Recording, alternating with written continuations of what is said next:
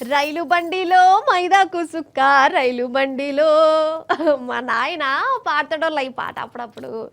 అయితే మా రాజమని ఇంట్లో మైదాకు చెట్టు ఉన్నదోళ్ళ. నేను మా ఇంటి పక్క పొట్టుండే రజిత, మా ఎదురింట్లో ఉండే ప్రవీణ, ఇంకా గౌన్లో సుజాత, మేరోళ్ళ పిల్ల గిట్లా అందరం కలిసి మైదాకు దింపేందుకు పోయేటోళ్ళం.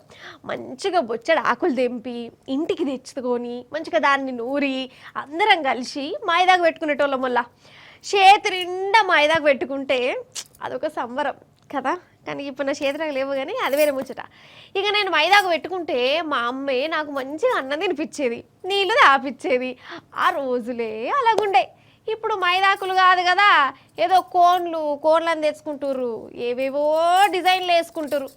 ఇంతకు ఇప్పుడు నేను ఈ మైదాకు ముచ్చట ఎందుకు తీసిన అంటారా, ఒక ఊర్లే మైదాకు పండుగ చేస్తాండ్లు కాదు, అక్కడ చూడరు మీరే. అబ్బా ఎంత మంచిగా పెట్టుకున్నారో మైదాకు. అయితే ఆ గొయ్యేడు అక్కలు చూడుని మంచిగా రోకల మనతో నూరుతురు కదా, మైదాకు నూరుతాన్లోల్లా మైదాకును.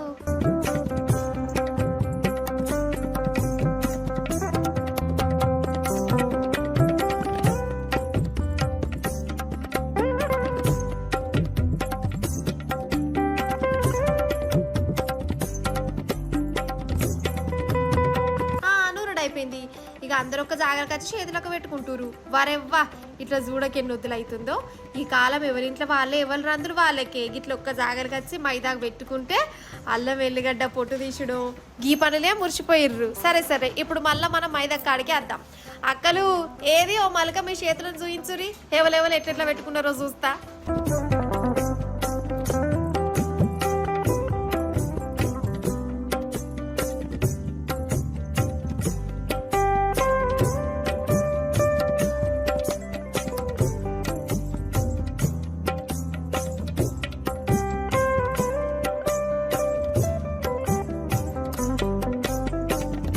వరెవ్వా ఇగో ఇది కదా మన తెలంగాణ ఆచారం అంటే, మన ఆడపడుచుల ఆనందం అంటే. అయితే ఆషాఢం వచ్చిందంటే చాలు మైదాకు పండుగ చేస్తారు.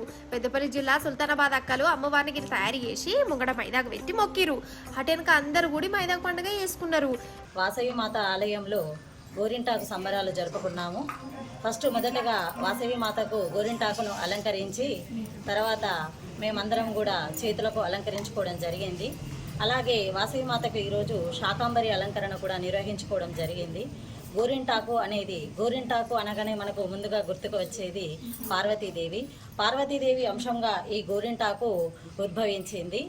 వీళ్ళని చూసినాక ఇప్పుడు మీకు కూడా మైదాకి దింపకచ్చుకొని చేతికి పెట్టుకోబుద్ది అవుతుంది కదా. మరి ఎందుకు ఆలస్యం, మరి ఎవరిది ఎక్కువ వండిందో షరతులు కూడా పెట్టుకోరు మరి.